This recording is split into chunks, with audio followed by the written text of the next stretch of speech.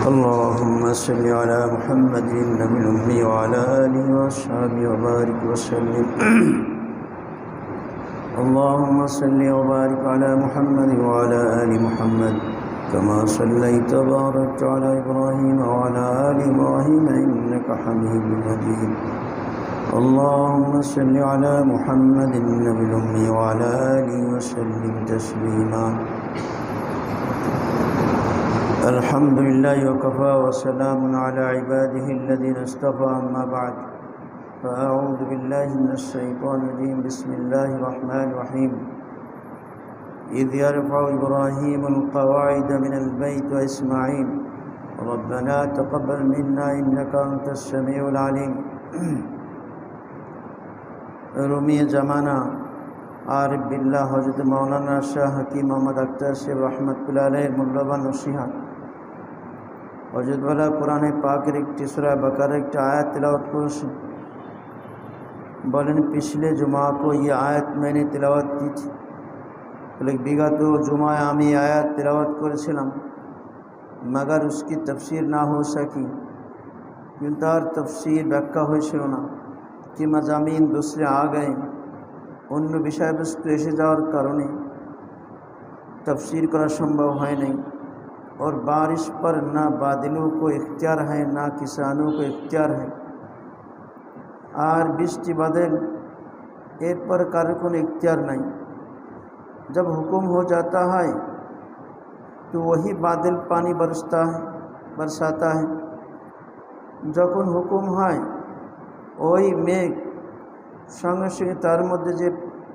বৃষ্টির পানি থেকে বৃষ্টি বর্ষণ করে और वही बादल পাথর বর্ষা देते हैं আবার ওই মেঘের পরে আল্লাহ পাকের হুকুম হলে সেই মেঘ থেকে পানির বৃষ্টি হয় না পাথর বৃষ্টি হয় बजाय मज़ामीन बारिश के और जहाँ बरसने की उम्मीद होती है वहाँ से दूर भगाकर दूसरी जगह बारिश कर देते তখন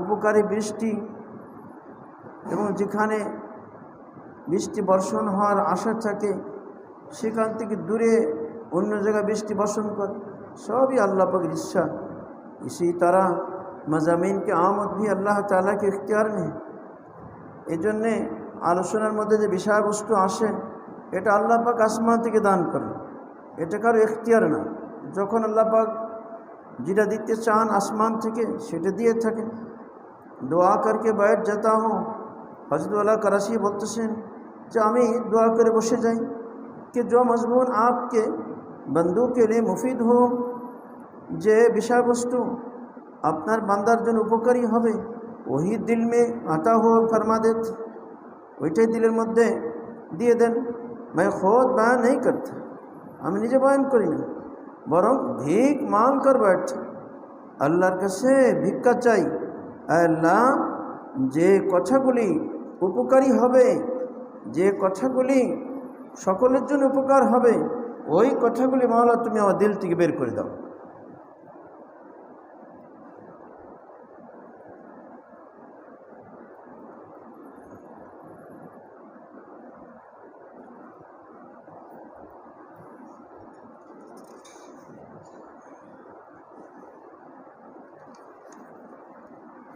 अल्लाह अकबर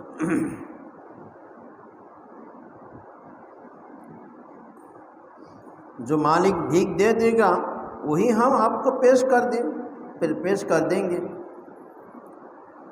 ऊपर मालिक যখন যে ভিক্ষা আমাকে দিবেন ওইটি আপনার সামনে আমি তুলে ধরব एक भिखारी और एक फ़कीर के पास क्या है একজন ভিখারির কাছে একটা ফকিরের কাছে কি আছে मौलाना रूमी रहमतुल्लाह फरमाते हैं बजु चीज़ के वादी में मंचे दारम जो कुछ मैंने आता फरमाया যে জিনিস আমি দান করেছি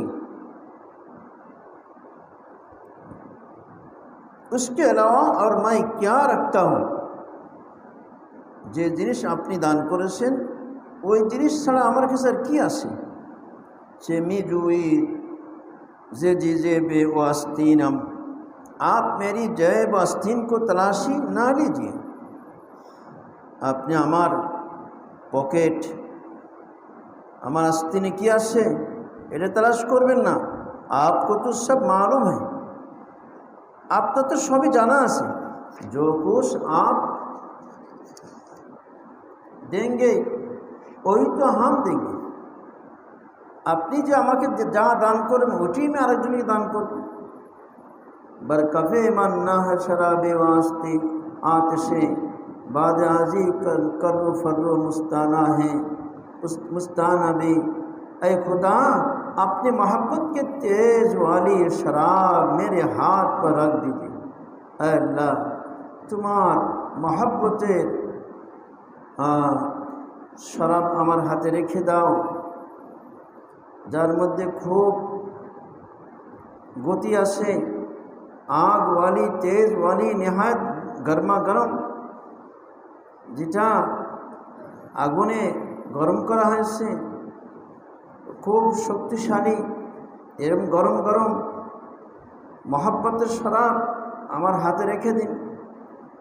बादाजी कर फर मस्ताना भी, उसके बाद मेरी मस्ताना शान शौकत को दीजिए। देखिए तारपर देखें আমার আপনার প্রতি যে मोहब्बत তার অবস্থা শান শওকত দেখবেন। हम फकीरों के पास क्या है, आमी फकीर काছে কি আছে। अगर आप अपनी मोहब्बत का जाम हमको ना पिलाएंगे, यदि आपने अपना मोहब्बतेर शराब আমাকে पान ना करान तो हम कहाँ से मस्ती लाएंगे।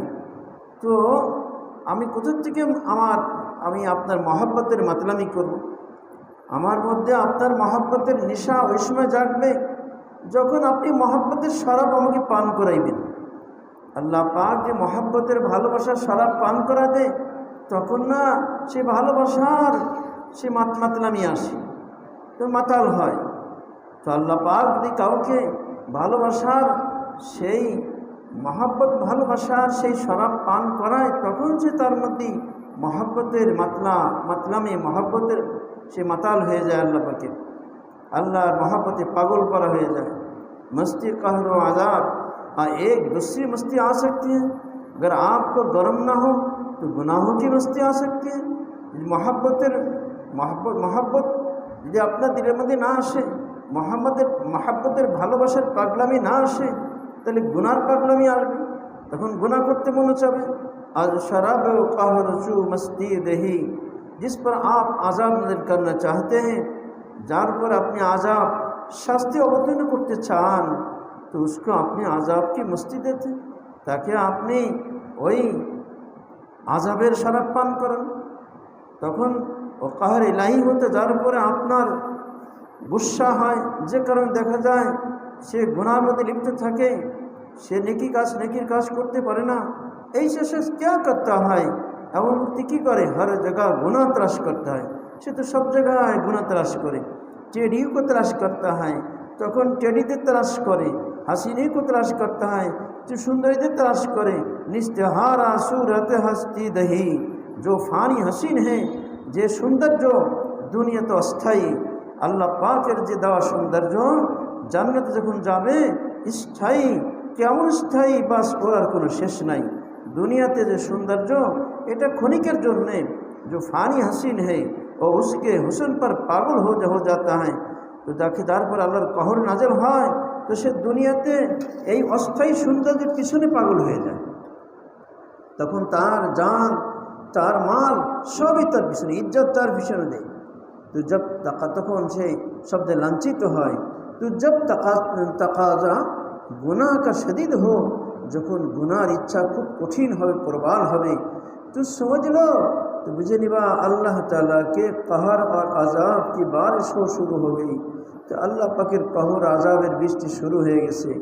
যখন মনে করবেন যে আমার গুনাহ করতে মনে চাইতেছে, গুনাহ করতেছি, তখন মনে করবেন যে আল্লাহ পাকের कहर নাজিল শুনে कहরের বৃষ্টি আমার উপর নাজিল শুরু হয়ে গেছে। अल्लाह আমাদের সকলকে এর থেকে হেফাজত করেন। जल्दी किसी अल्लाह वाले के पास खानकाहों में चले जाओ, ताड़ाताड़ी कोनो अल्लाह वालार खान पाशे कोनो खान कासे कोनो खानका चले जाओ और 2 रकात तौबा पढ़कर खुदा से इस बदमस्ती और कहर वाली मस्ती से पाना मांगो एवं 2 रकात नमाज पढ़े तौबा पढ़े अल्लाहर काছে এই যে আল্লাহ পাকের গুসা আল্লাহ পাকের কহর নাজিল হওয়ার যে পাগলামি, এর থেকে আল্লাহর কাছে পানা চাও যে আল্লাহ আমার দিলে গুনাহ করতে মনে চাইতেছি, গুনাহ করতেছি, এর থেকে আমি তোমার কাছে পানা চাই। मस्ती दो किस्म की है, निशा दुई प्रकार, एक बदमस्ती একটা বদনিশা আর एक खुश मस्ती, আর একটা হলো যে নিশা বলে नेकिर निशा। खुश मस्ती वो है जो मालिक पर फिदा हो। तली कोई व्यक्ति वही माताम बड़ो खुश नसीब जे मालिक पर फिदा है और गुनाह से नज़र बचाकर मस्त रहे एवं गुनाहते बेसे खूब मस्त, खूब भीतर भीतर खूब आनंदित कि क्या आपका करम है अल्लाह, तुम्हार की दया যে তুমি ও গুনাহতে বাসার তৌফিক দিচ্ছ। সাহাবা ইকরামদেরকে আল্লাহ পাক গুনার প্রতি ঘৃণা সৃষ্টি করেছিলেন। ওয়াকার রাহিলেন কুফর আল ফুসুর আল ইসয়ান, যে আল্লাহ পাক সাহাবাদের দিলের মধ্যে গুনার প্রতি ঘৃণা সৃষ্টি করেছিলেন। সাহাবা ইকরাম গুনাহতে বেশে ইবাদত বন্দি করে জিকির তেলাওয়াত করে তারা কত কি সুন্দর, তাদের ভিতরে এক মজার স্বাদ এবং কেমন সেই মজার স্বাদের পাগলামি তার মধ্যে, সেই মাতলামি তার মধ্যে, সেই নিশা তার মধ্যে, আল্লাহর मोहब्बत निशा तार मध्य कि आपने अपनी राह में गम उठाने की तौफीक दी है, आपने अपने रास्तार मध्य আমাদেরকে কষ্ট ওঠানোর তৌফিক দিয়েছেন। সাহাবা ইকরাম তো আল্লাহ পাকের মহব্বতে এইরকম পাগল করা ছিলেন যে জঙ্গের কাজ যাইতেছেন, এক একটা উঠে 6 জন করে, 2 জন উঠে আবার 4 জন হেঁটে যায়, আবার 2 জন উঠে 4 জন হেঁটে যায় বাড়ি বাড়ি। তাদের চলতে চলতে তাদের পায়ের তলার চামড়া খসে গেছিল, নখগুলি পড়ে গেছিল সাহাবা ইকরামের। তারপরও তারা পিছপা হয় নাই, তারা কাপড় দিয়ে পা পেঁচিয়ে ব্যান্ডেজ করে ওই অবস্থায় আবার হাঁটছেন, তবু তারা পিছপা হন নাই। এই যে তারা হাঁটতেছিলেন, আল্লাহ পাকের জন্য যাইতেছিলেন, এক আল্লাহর মহব্বতে টেনে নিচ্ছেন, আবার এদিকে পায়ের অবস্থায় কোনো খবর নাই, আল্লাহ পাকের মহব্বতে ছুটে চলেছেন। হযরতে কাসেম নানতুবী রহমতুল্লাহ আলাইহি যখন তিনি মদিনাতে গেলেন প্রথম হজের সময়, আর প্রথমবার যখন বাইতুল্লাহ নজর আসলো, লাফ মারে তিনি সহজে বাইতুল্লাহ না, সবুজ গম্বুজ মদিনা নবীজি সাল্লাল্লাহু তাআলা আলাইহি ওয়াসাল্লামের রওজার পরে সবুজ গম্বুজ আছে। কাসেম নানতুবী রহমতুল্লাহ যখন প্রথম ওই সবুজ গম্বুজটা নজর পড়লো, উট থেকে লাফ দিয়ে পড়ে খালি পায়ে হাঁটতে লাগলেন। আর হাঁটতেছে, পা পাথরের ইসের কারণে রক্ত বেড়ে যাইতেছে, পায়ে হাঁটা যায় না। হুজুর সাল্লাল্লাহু আলাইহি ওয়াসাল্লাম বলতেন যে জুতা স্যান্ডেল 2 জোড়া রাখবা, স্যান্ডেল জুতা সবসময় 2 জোড়া রাখবা, একটা পায়ে দিবা, একটা কাছে থাকবে, যদি কোনো সময় ওইটা নষ্ট হয়ে যায় আবার একটা পায়ে দিবা, কারণ সে যুগে খালি পায়ে হাঁটার কোনো সুযোগ ছিল না। তো কাসেম নানতুবী রহমতুল্লাহ আলাইহি নবী প্রেমের কারণে, এশকের মুহাম্মদ রাসূলের কারণে, নবীজির ভালোবাসার করে লাভ দিয়ে পড়েছেন, আর তিনি ছুটে চলেছেন, ইয়া রাসূলুল্লাহ আসসালাতু ওয়াসসালামু আলাইকা ইয়া রাসূলুল্লাহ চলতেছেন, আর পা দেখা যাইতেছে রক্ত পড়তে ঝরতেছে। দেখা দেখি অন্য যারা তারা লাভ দিয়ে পড়েছে। হযরত গাঙ্গুই রহমতুল্লাহ বলেন এদের কি এরা কি পাগলামি করতেছে। আরে কাসেম নানতুবী রহমতুল্লাহ তো আল্লাহ পাকের এশকে মহব্বতের কারণে সে নিশাগ্রস্ত হয়ে গেছে, আল্লাহ পাকের মহব্বতে সে মাতাল হয়ে গেছে, নবীজির মহব্বতে তাই চলে যাইতেছে। এরা কোন মহব্বতে যাইতেছে? দেখা গেল কিছুক্ষণ চলার পরে এরা সহ্য করতে পারে নাই, আবার তার উঠে পরে চলে আসছে। তো সাহাবা ইকরাম তো যখন যুদ্ধে যাইতেন, আল্লাহ রাস্তায় যাইতেন, আল্লাহ পাকের মহব্বতে তাদের অবস্থা এরকম ছিল, যখন সিফুল বাহার নামক বুখারী শরীফের মধ্যে সিফুল বাহারে গজওয়া সিফুল বাহার, ওখানে গেছে সমুদ্রের উপকূলে, তাদের অবস্থা এরকম হয়েছিল যে তাদের প্রতিদিন 3টা করে উট জবাই করা লাগতো। তো তাদের এক খেজুর কাছে যাদের অল্প অল্প থলিতে খেজুর নিয়ে গেছে, এই খেজুর কয়দিন থাকে, খেজুর ফুরে গেছিল, চাই দেওয়া খেজুর ফুরাই গেছে, এখন খেজুর পাওয়ার জায়গায় আলু অল্প কিছু রয়েছে। এবং যিনি আমির সাহেব বলে সমস্ত খেজুরগুলি এক জায়গায় করে যাদের কাছে আছে এক জায়গায় করেছে, এক জায়গায় নিয়ে এবার একটা করে খেজুর দেয়, একটা করে খেজুর সারাদিন একটা খেজুর খাবে, হাঁটিটা চুরি চুরি পানি খাবে, এটাই ছিল। তো একজন সাহাবী জিজ্ঞাসা করতেছেন একটা খেজুরে কি হইতো? বলে যখন এক সময় এরকম আসছে একটা খেজুরও পাওয়া যায়নি, তখন বুঝে আসতো একটা খেজুরে কী প্রয়োজন, কতখানি উপকার। যে সাহাবা ইকরাম ওই খেজুরের বিচি চিবা চিবায় ওইটে চুরি চুরি খেয়েছেন আর পানি পান করছেন। একসময় এটা যদি থাকলো না, তখন গাছের পাতা খেয়েছে। প্রথম 3টা উট জবাই করেছে, আবার 3টা উট জবাই করেছে, একদিনে 3টা করে উট লাগতেছে। পরে যে উট জবাই করলে আমরা মদিনা পথে যাবো কী করে, সেজন্য বলে উট জবাই ছাড়বো, হয়তো উট জবাই বন্ধ। গাছের পাতা খাওয়া শুরু করলো। সাহাবায়ে গাছের পাতা খেয়েছেন। এরপরে তাদের পায়খানা বকরির পায়খানা মতো হয়ে গেছে, ছাগলের পায়খানার মতো এরকম এমন দিন গেছে। তবু সাহাবায়ে কেরাম পিছপা হন নাই, জিহাদের ময়দান থেকে ফিরে আসেন নাই। সে আল্লাহ পাকের মহব্বতে, রসুলের মহব্বতে তারা কীভাবে আল্লাহ পাককে দেখাইছেন যে মাওলা, এ আমার এই জান আর মান, এর মালিক আমি না তুমি। এই জন্য তোমার ইশকে মহব্বতে আমরাই এরকমভাবে আমরা তোমার রাস্তায় আসছি। যেমন হাজি সাহেবরা ইহরামের কাপড়টা পরে একটা গায়ে দিয়ে সে পাগলের বেশে শুধু ঘুরতে থাকে আর শুধু মালিকের কাছে নারা লাগাইতে থাকে, হ্যাঁ যে লব্বাইক আল্লাহুম্মা লব্বাইক লব্বাইক লা শারীকা লাক লব্বাইক ইন্নাল হামদা ওয়ান নি'মাতা লাকা ওয়াল মুলক লা শারীকা লাক লব্বাইক, এরকম বলতে থাকে যে আল্লাহ আমি হাজির, আল্লাহ আমি হাজির। শুধু এইটাই আওয়াজ লাগায়, যেখানে যায় শুধু একই কথা বলে, আল্লাহ হাজির, আমি উপস্থিত, আমি উপস্থিত, আমি উপস্থিত। বাইতুল্লাহর ওখানেও, সাফা মারোর ওখানে, ওই মিনাতে, সেই আরাফায়, সে মুজদালিফায়, সব জায়গায় একই আওয়াজ, শুধু আল্লাহর বলে আল্লাহ আমি হাজির, আমি উপস্থিত হয়ে গেছি, আমি উপস্থিত হয়ে গেছি। পাগলের মতন তাদের বেশটা এলোমেলো চুল, মাথায় কোনো তেল নাই, শুকানো, পাগলের মধ্যে দেখা যাইতেছে। কোনো সুগন্ধি ব্যবহার করার সুযোগ নাই, সাবান ব্যবহার করার সুযোগ নাই, মাথায় তেল লাগায় চুল আসার কোনো সুযোগ নাই। পাগলের মতো দেখা যাইতেছে। আসলেই পাগল মাওলার ঘরে চারিপাশে ঘুরতেছে আর মালিকের নারা লাগাইতেছে, আল্লাহ আমি উপস্থিত হয়ে গেছি, আমি উপস্থিত। এইভাবে তারা করতে থাকে। ঠিক ওরকমভাবে সাহাবা ইকরাম যখন জিহাদের ময়দানে গেছেন, তারাও এরকম ওইটা আল্লাহর সাথে তাদের দিলের কানেকশন, তারা আল্লাহ পাকের জন্য জান দিচ্ছে। তারা বলতে জান তো আল্লাহর জন্যই দিয়েছি, যে কারণে 2-3 লক্ষ কাফেরের বিপক্ষে মুসলমান মাত্র 3000, মাত্র 3000 হুজুর সাল্লাল্লাহু তাআলা আলাইহি ওয়াসাল্লাম পাঠায় দিয়েছেন।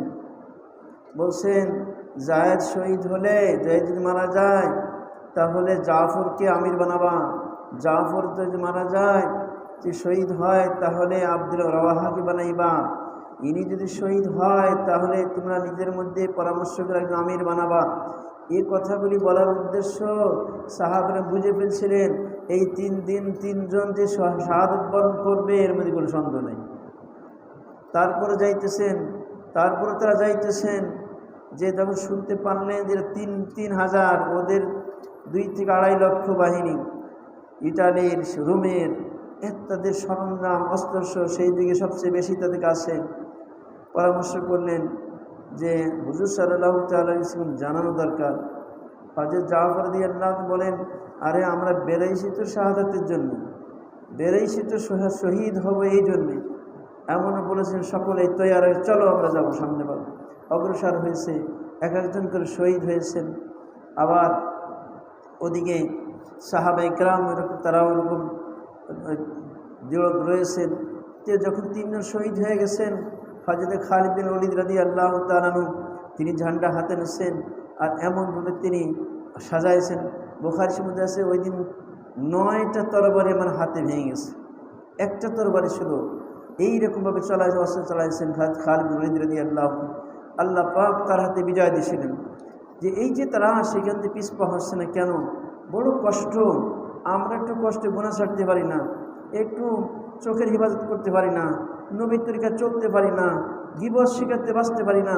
আর সাহাবা ইকরাম কীভাবে তারা আল্লাহ রাস্তায় জান দিচ্ছেন, আর তার জন্যে তারা কঠোর, তার জন্য প্রস্তুত কীভাবে, যে যত ধরনের মুসিবত আসুক না কেন, যতবার পরীক্ষা আসুক না কেন, সব পরীক্ষা আমি তারা দিয়েছি, আমি আল্লাহ রাস্তাতে জানটা দিয়ে যাব, এখান থেকে ফিরে যাব না।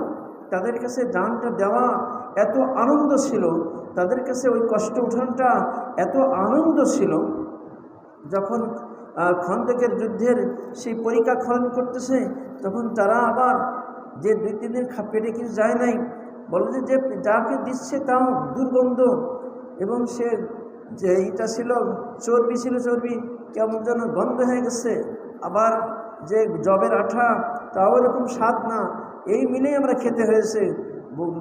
এক তো স্বাদ নাই, আবার দুর্গন্ধ, এক তো দুর্গন্ধ আবার স্বাদ নাই, এই অবস্থায় গলার ভিতরে যাওয়াটা কত কষ্ট।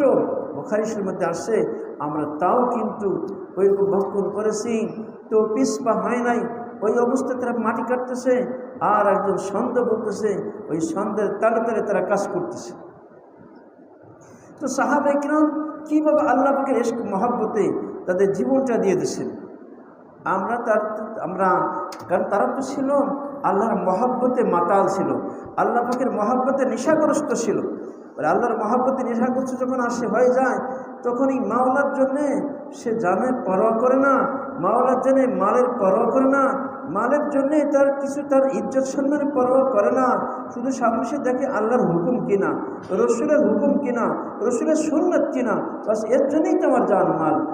আসল দিন জিন্দা করার জন্যই তো আল্লাহ দুনিয়াতে পাঠাইছেন। এই জন্য মনে করি জান মালটা আল্লাহর দিনের জন্য। তো বলে যে মাতলামি নেশা 2 প্রকার, একটা হলো গুনার প্রতি নেশা, আর একটা হলো যে আল্লাহ পাকের মহব্বতের নেশা। দুটা আলাদা আলাদা, দুইটার মধ্যে 2 রকম। যখন নাকি আল্লাহ পাকের মহব্বতের নেশা আসে, আল্লাহ রাস্তায় তার কষ্ট উঠানো সহজ হয়ে যায়। আপনি রাহ মে গম উঠানে কি তৌফিক দি, আল্লাহ পাক তার রাস্তায় কষ্ট সহ্য করার তৌফিক দিয়েছেন। কাহা ये मेरी किस्मत, मेरा पहला शेर पहला हंस कहा है, যে কোথায় আমার কিসমত, আমি কি যোগ্য যে আল্লাহ পাক আমাকে দিয়েছে, এটা তো আল্লাহ করাই দিচ্ছেন। পৃথিবীতে কত লোক নাফরমানের মধ্যে জীবনটা যাইতেছে, আল্লাহ তাদের প্রতি নারাজ। আমাকে যে আল্লাহ পাকের গোলামি করার তৌফিক দিচ্ছেন, এটা তো আমি যোগ্য না, আল্লাহ আমাকে দিচ্ছেন, তাই আল্লাহ আমার কম বেশি আমাকে তার গোলামি করার তৌফিক দিচ্ছেন, বন্দেগী করার তৌফিক দিচ্ছেন, রসুলের সুন্নাতের রঙে রঙিন হওয়ার তৌফিক দিচ্ছেন। এটা কি আমার যোগ্যতা বলে? আমার যোগ্যতা বলে না, এটা আল্লাহ আমার দয়া করেছেন, আমার দিলের মধ্যে আল্লাহ মহব্বত দিয়ে দিয়েছেন, রসুলের মহব্বত দিয়ে দিয়েছেন। এই জন্যে আমরা নবীজির সুন্নাতের অনুসরণ করতেছি, আল্লাহ পাকের গোলামি করতেছি। এ সব কিছু আল্লাহর দেওয়া। जब पहला तवाब नसीब हुआ तो भाई ने अपने मालिक रब्बुल बैत को ये शेर पेश किया।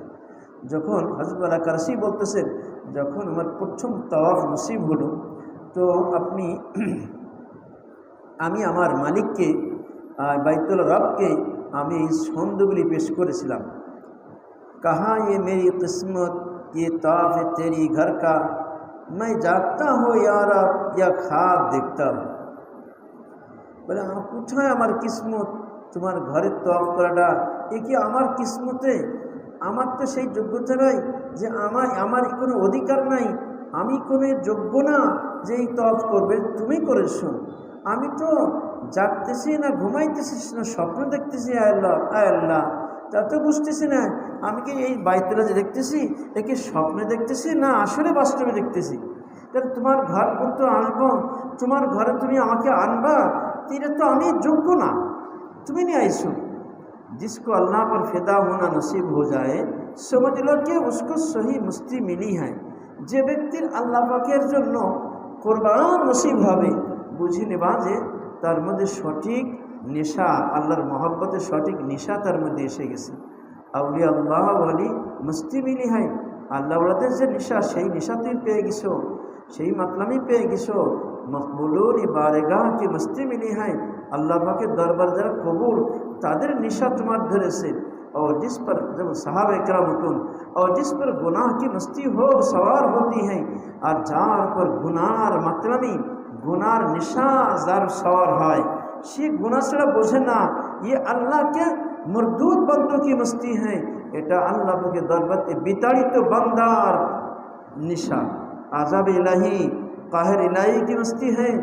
आज আল্লাহর আযাব, আল্লাহর কাহরের मतलामी निशा तार मध्य एसे गेছে। डर जाओ जबकि कभी देखो कि तकाजा मासियत का शदीद हो रहा है तो रोना शुरू करो।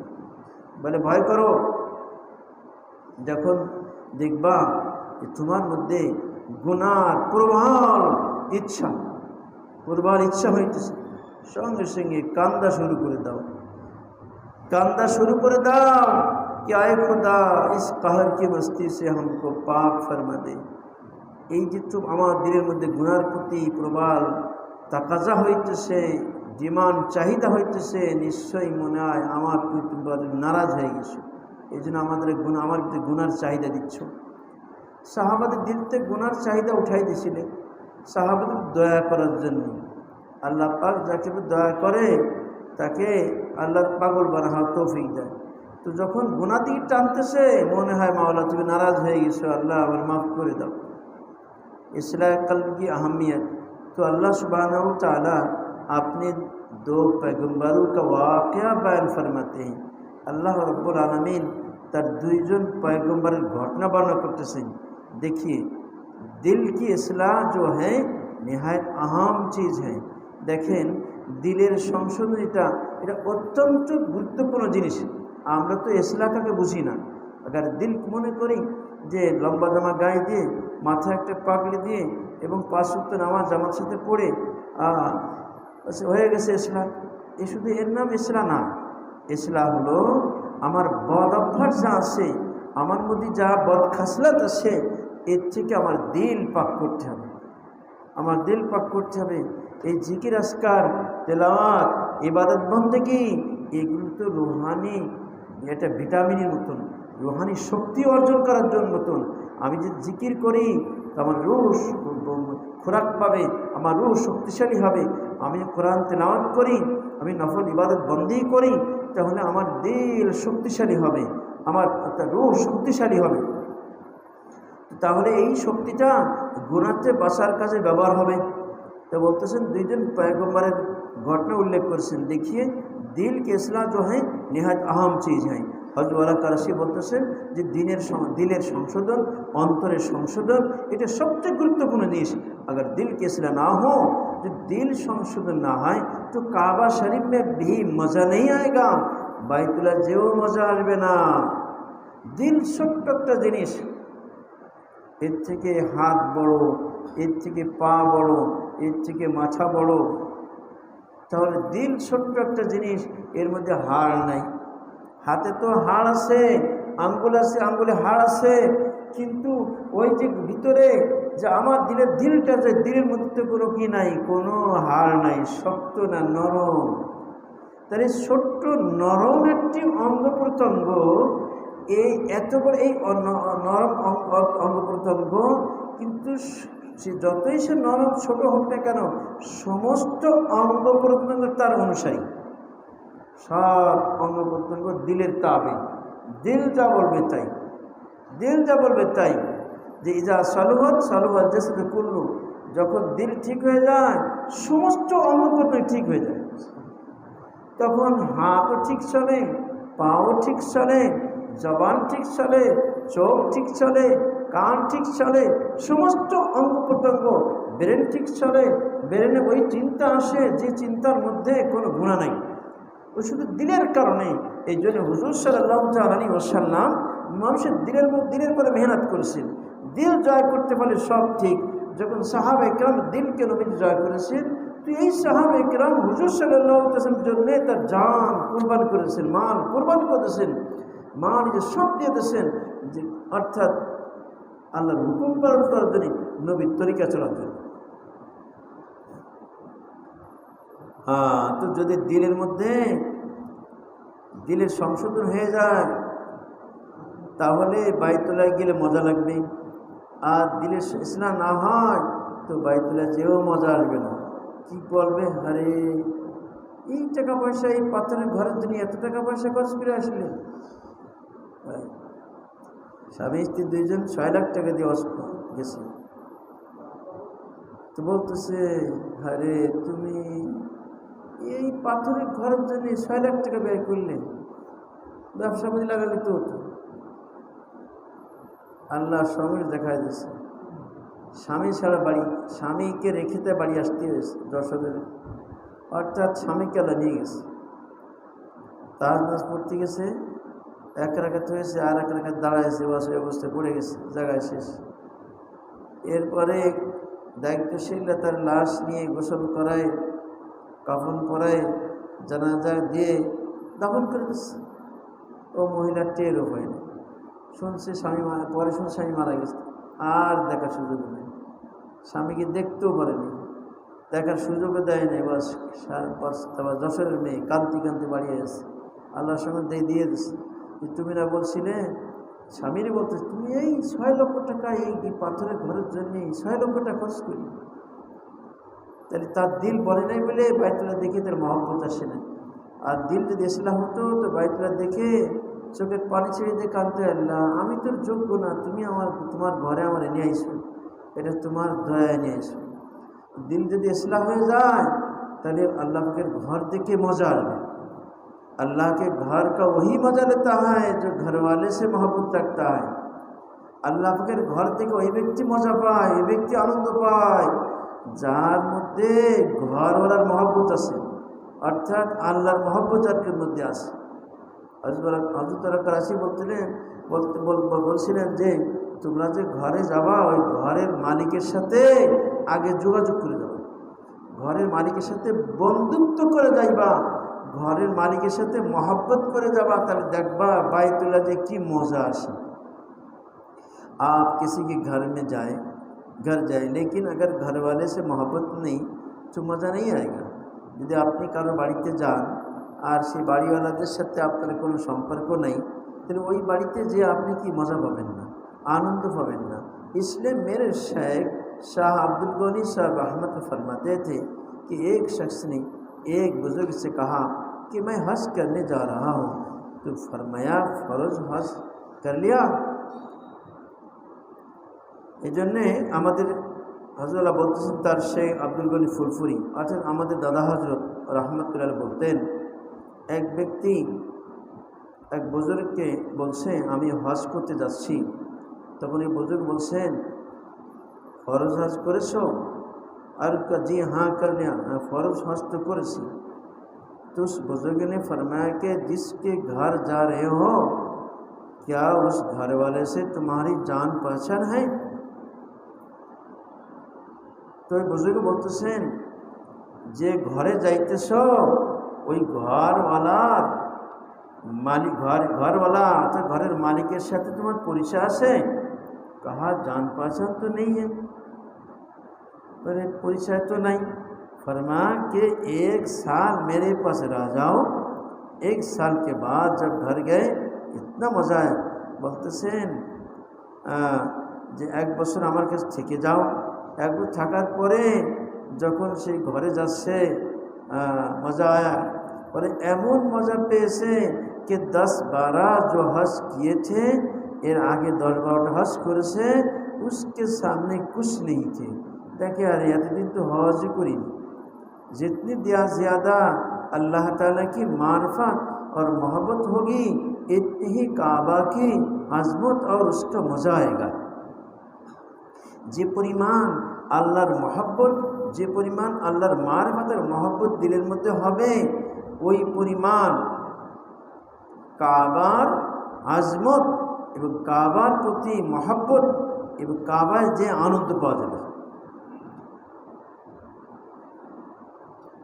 তওয়াব বাইতুর রব তওয়াব রব্বিল বাইত, একটা হলো আল্লাহর ঘরে তওয়াব করা আর একটা হলো বাইতুল্লাহর मालिकेर तौफ करा।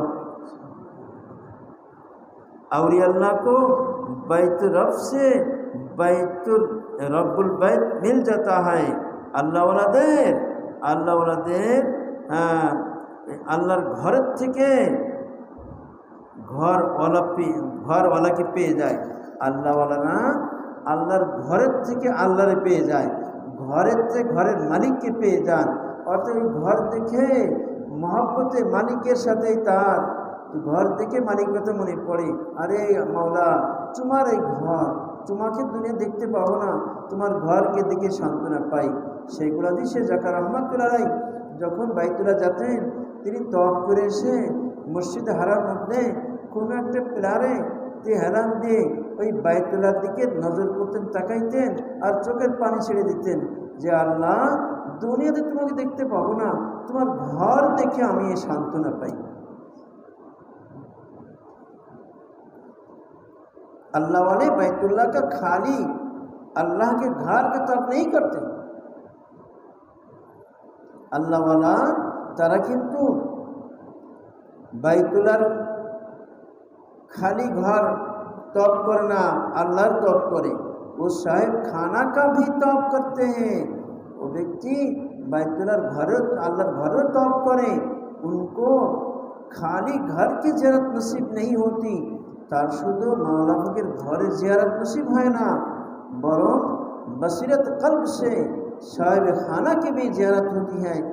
दिल द्वारा, दिलेर बसीरत, दिलेर चक्षु द्वारा ওই বাইতুল্লাহ মালিক যিনি তার জিয়ারত হয়। মৌলভী রহমতে বলেন, হাজ করদান জিয়ারতে খানা বুদ, हाज रब्बुल बैत मर्दाना बुद। जो काबा को देख ले, आराफात के मैदान में पहुंच जाए, उसका हाज हो जाता है। যে কাবাকে দেখবে, আরাফার ময়দান যাবে, तब तो हज है गल। लेकिन हाज रब बैत करना, जो घर वाला है उसकी ज़ियारत करना, ये औलिया अल्लाह का काम है। किंतु हज रब्बुल बैत करना अर्थात बैतुल्लाहर मालिकेर हज करा, যিনি ঘরওয়ালা তার জিয়ারত করা, এটা তো আল্লাহওয়ালাদের কাজ। আল্লাহওয়ালা শুধু ঘর দেখে না, আল্লাহওয়ালাদের নজর থেকে ঘরওয়ালার যে এই ঘর তো আছে, ঘরের মালিক তো আছে, এই ঘর তওয়াফ করে আর মালিককে তো চিন্তা করে। ওখানে যে সত্যিকারে আল্লাহর মহব্বত না থাকে, তো ওই তওয়াফ করবে আর দেখবে আরে বইটা কত সুন্দর, অনেক বড় বড়ি, কতটা খরচ হয়েছে, কী সুন্দর লাগতেছে। আবার তওয়াফ করার অবস্থায় তো ছবি তুলতেছে। আর তুমি তো আইসো মাওলার ঘর তওয়াফ করতেছ, তুমি তো মালিকের তো সবসময়, তুমি পুরো তওয়াফের মধ্যে শুধু বাইতুল মালিকের কথা চিন্তা করো, শুধু মালিককে যে রব্বাইকতে হচ্ছে যে তারপর দোয়া রব্বানা আতিনা ফিদ দুনিয়া, তওয়াফ শুরু হওয়ার সাথে তো কী হয়ে যায়, ওই তালবিয়া বন্ধ হয়ে যায়। এখন শুধু মালিক কাছে কান্নাকাটি, রব্বানা আতিনা ফিদ দুনিয়া হাসানা, বা যে কোনো দোয়া শুধু তওয়াফ করা অবস্থায় শুধু মালিকের সাথে কান্নাকাটি, আল্লাহ মাফ করে দাও, আল্লাহ মাফ করে দাও। আল্লাহ তখন কত কিছু আরজি, ওই সময় তো ওইসব নজর দেখার জন্য না, আল্লাহ পাক তো বাইতুলে এমন জায়গায় ফিট করেছেন যেখানে কোনো গাছগাছালি না হয়, কোনো সিনারি না হয়, কোনো সুন্দর ফুল বাগান না হয়, পাহাড়ে পরে বড় সুন্দর সুন্দর গাছ না হয়। এই জন্য আল্লাহ পাক মক্কার পাহাড়গুলি পরে কোনো গাছগাছালি হয়নি, কারণ ওই তওয়াফ করবে, আর এর থেকে তো ওই দেখবে পাহাড়ের কি সুন্দর দেখা যাইতেছে, তাদেরতে অন্য কোথায় নজর না পড়ে। এই জন্য আল্লাহ পাক নজর যাতে গাড়িওয়ালা দিকে না যায়, বাইতুল্লাহ ছাড়া অন্যদিকে নজর না যায়, সেই জন্য আল্লাহ পাক মক্কাকে ওইরকম বানাইছে, পাহাড়গুলি সব গাছপালাহীন। मुसलमान बैतुल्लाह को नहीं अल्लाह को सीधा करता है। मुसलमान बैतुल्लाह के सीधा करना, अल्लाह के सीधा करे। इसीलिए मेरे शेख ने फरमाया कि एक हिंदू ने कहा कि मौलवी साहब, हमको पत्थर के बुत पूजने से मना करते हो, लेकिन आपका काबा शरीफ जहाँ आप लोग सीधा करते हो वो भी तो पत्थर का है। আমাদের দাদা হজরত বলে যে, এক হিন্দু বলে যে, মৌলভী সাহেব, আমরা যখন পাথর পূজা করি আমাদেরকে নিষেধ করেন, কিন্তু আপনারা তো সে বাইতুল্লাহ শরীফ যেখানে আপনারা সিজদা করেন ওটাও তো পাথরের, তো সে आप सीधा करें। फिर हम में और आप में क्या फ़र्क है? তাহলে আমাদের আর আপনাদের কী পার্থক্য? আমরা হিন্দু যা, আপনার মুসলমান তাই। हमारे और तुम्हारे दरमियान क्या फ़र्क है? हमारे अपने मध्य की पार्थक्य? मैं पत्थर का बुत पूछता हूँ और तुम काबा शरीफ जो पत्थर का है वह सीधा करते हो। আমরা পাথর পূজা করি আর আপনারা কাবা শরীফ যেটা পাথরের সেখানে সিজদা করেন। ये वाक़या मेरे मुर्शिद अव्वल হযরত মাওলানা শাহ আব্দুল গনি সাহেব রহমতুল্লাহ বয়ান ফরমায়। আর এই ঘটনা আমার প্রথম মুর্শিদ হযরত মাওলানা শাহ আব্দুল গনি সাহেব ফুলপুরি রহমতুল্লাহ बयान করেছিলেন। उन मौलाना ने हिंदू को जवाब दिया। वही मौलाना आबार हिंदू के उत्तर दिए, काफिर है जो सिद्धा करे बूत खाना समझ कर, अगर हम काबा को सिद्धा करें तो हम काफिर हो जाएं। काफिर है, काफिर जो व्यक्ति जो सिद्धा करे बूत खाना समझ कर, जो सिद्धा करे बूत खाना समझ कर, যে ব্যক্তি খানাকে এটা বুতখানা হিসেবে সিজদা করবে সে তো কাফির। अगर हम काबा को सीधा करें तो हम काफिर हो जाए। अच्छा আমরা যে কাবাকে सीधा करी তাহলে কি হবে? আমরা কাফির হয়ে যাব। काफिर है जो सीधा करे बुत खाना समझ कर, सर का है हमने दर खाना दर जाना ना समझ कर। আমরা তো মাথা রাখছি, আমরা তো মাহবুবের চৌকাঠের পরে মাথা রাখছি, मेरे महबूब का घर है, আমার প্রিয়জনের ঘর। हम घर को सीधा नहीं करते, আমরা তো ঘর सीधा করি না, घर वाले को सीधा करते हैं, আমরা তো ঘর वालाকে सीधा করি। ये तो महज सिमत है, এটা তো একটা দিক আগে পশ্চিম দিকে। ये तो हमारे महबूब ने रुख बताया, ये तो हमारे महबूब अल्लाह बोलेছেন এই দিকে মুখ করবা। कि जब काबा की तरफ तुम्हारा रुख होगा, যখন তোমার কাবার দিকে মুখ হবে তো तुम्हारी नमाज भी कबूल, তোমাদের নামাজও কবুল, সিজদা भी কবুল, সিজদাও কবুল। ये रुख আল্লাহ তাআলা ने मुतय्यन फरमाया है। ওই দিকে মুখ করতে হবে, এটা তো আমাদের ইচ্ছা মতো করি না, এটা তো আমার মাওলা করে। আর তোমরা যেটা তোমরা যে পাথরের পূজা করো এটা তো তোমাদের আল্লাহ বলে তোমরা বানাই নিয়েছো। बैतुल्लाह को सीधा करने को खुदा ने नहीं फरमाया। बैतुल्लाह सीधा করে তিনি আল্লাহ বলেন নাই, बैतुल्लाह দিকে সিজদা করতে বলেছে। बैतुल्लाह সিজদা কেউ করে না, ওখানে যারা যায় তারা কেউ बैतुल्लाह সিজদা করে না। बैतुल्लाह দিকে সিজদা করে শুধু কান্নাকারি মালিকের সেখানে করে, যত রোনাজারি মালিকের সামনে করতেছে। तो अल्लाह ताला ने ये नहीं फरमाया कि बैतुल्लाह जो है ये अल्लाह है। এটা তো আল্লাহ পাক এই কথা বলেন নাই যে बैतुल्लाह এটা আল্লাহ ना, फरमाया कि ये तो हमारा घर है, तवाफ करने के लिए, हज के अरकान अदा करने के लिए। बोले এটা তো আমার ঘর, तवाफ করার জন্য, হজের अरकान फरज আদায় कরার জন্য। उसको खुदा मत समझना, एक घर के तुमरा अल्लाह मने करबो ना। इसलिए आप सल्लल्लाहु अलैहि वसल्लम ने जब हजर अस्वाद का बोसा लिया, এই কারণে যখন রসুল পাক সাল্লাল্লাহু আলাইহি ওয়াসাল্লাম তওয়াফ করার সময় যে হজর আসওয়াদ যখন চুমা খাইলেন তো রোনে লাগে, তখন হুজুর সাল্লাল্লাহু কাঁদতে লাগলেন। তো হজরত उमर फारूक রাদিয়াল্লাহু তাআলা भी रोने लगे, तो उमर फारूक कांदते लगलें। आप सल्लल्लाहु अलैहि वसल्लम फरमाया, आया उमर क्यों रोते हो? तो हुजूर सल्लल्लाहु अलैहि वसल्लम जिज्ञासा करलें, अरे उमर तुम्हें क्यों कांदतेছো?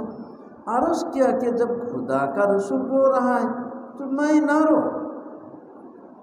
तो তিনি হযরত উমর ফারুক বলেন, যখন আল্লাহ রসুল কাঁদতেছে তো আমি কাঁদব না, तो मैं ना रो। और हजरे अस्वाद को यमीनुल्लाह फरमाया गया है, और हजरे असद को अल्लाह फकीर डान हाथ बना है बतौर निशानी के निशाना हिसेबे। लेकिन हजरे अस्वाद भी खुदा नहीं है। किंतु याद रखो जे हजरे अस्वाद एटाओ किन्तु खुदा ना। भालो करे मने रखो, बैतुल्लाह और है, रब्बुल बैत और है। अल्लाहर घर एक जिनिस और अल्लाहर एक जिनिस। ওই বাইতুল্লাহ বাইতুল রব আর এক জিনিস। তো वो तो रुख है, এটা তো একটা দিক, হুকুম है कि इस तरफ सीधा करो, आदेश হয়েছে আল্লাহ এদিকে सीधा करो, इस तरफ नमाज पढ़ो এদিকে नमाज पढ़ो। और अगर किसी को जगह नहीं मालूम कि काबा किस तरफ है, और यदि करो जाना ना থাকে যে কাবা কোন দিক, ना किबला नुमा पास है কাছে কেবলানুমাও নাই, না কোই বাতানেওয়ালা হ্যাঁ, কোনো বলে দেওয়ার লোকও নাই যে কোন দিকে বাইতুল্লাহ। তো তাহারি করলো, তাহলে নিজেরই চিন্তা করো যে কোন দিকে বাইতুল্লাহ হতে পারে। প্রবাল মন বলছে এই দিকে বাইতুল্লাহ। দিল মে সোচো, দিলের মধ্যে চিন্তা করো। দিল জিস তরফ को गवाही दे, दिल जदिके साक्षी दिवे कि इस तरफ काबा है, यही काबा, तो अंदाज से जो रूह कर लोगे नमाज हो जाएगी। तरी अंदाज जदिके रुख करबा ওই দিকে নামাজ হবে। একজন ব্যক্তি বলে এই যে চার মাযহাব চারটে হক হয় নাকি? বলে হ্যাঁ চারটে হক হবে। কীরকম? বলে যদি নাকি এমন জায়গায় গেছে চারজন লোক, সেখানে কোনো কম্পাস নাই, সূর্য ওঠে দেখতে পারতেছে না, লোকজন নাই, জিজ্ঞাসা করবে এখন মাসলা হলো এমন জায়গা হলে তোমরা তাহারি করো, দিল থেকে চিন্তা করো, দিল দ্বারা ভালো করে চিন্তা করো যে কোন দিকে বাইতুল্লাহ হতে পারে। এখন চারজন চারদিকে কয়, একজন বলে আমার কাছ থেকে এই দিকে বাইতুল্লাহ মনে হচ্ছে, আর না আমার কাছে ভাই এইদিকে মনে হচ্ছে, না আমার তো এইদিকে মনে হচ্ছে, আরেকজন না আমার ওই দিকে মনে হচ্ছে। এই চারজন চারদিকে নামাজ পড়েছে।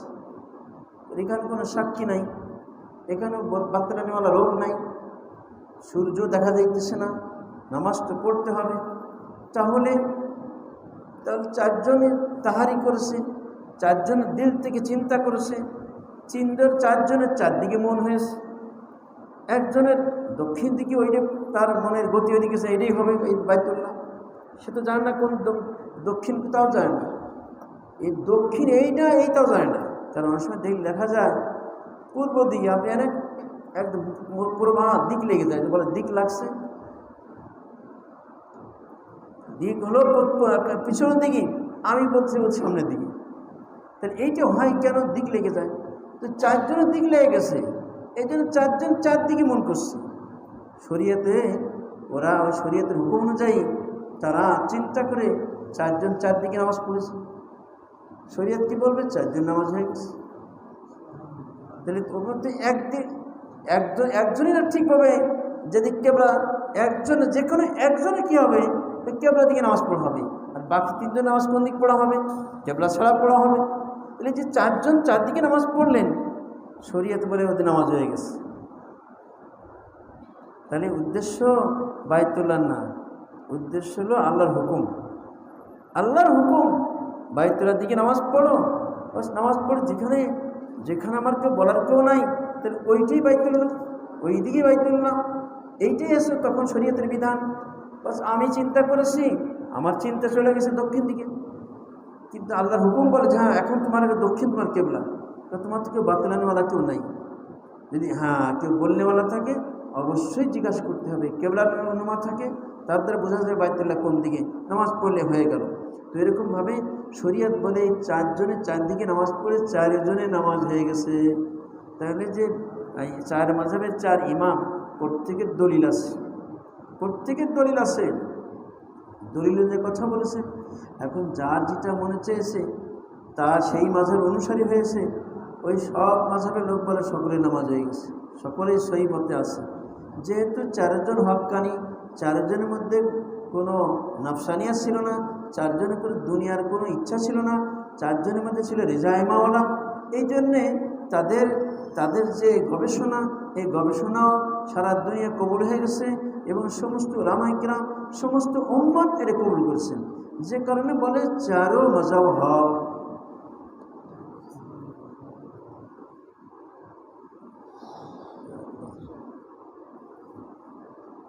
আল্লাহ আমাদের হক বুঝার তৌফিক নসিব করবেন। এই জন্য নবীজি দোয়া করেছে, আল্লাহুম্মা আরিনাল হাক্কা হাক্কা ওয়ারযুকনা ইত্তিবা ওয়া আরিনাল বাতিলা বাতিলা ওয়ারযুকনা ইজতিনাবা। আল্লাহ আমাকে হক তুমি যদি না বুঝাও, না চিনাও, আমি চিনতে পারবো না, এবং চিনলে শুধু হবে না, ওই চিনার পরে হকের অনুসরণ করার তৌফিক দাও, এবং বাতিলকেও তুমি দেখায় দাও, এবং বাতিল থেকে বিরত থাকার তৌফিক দাও।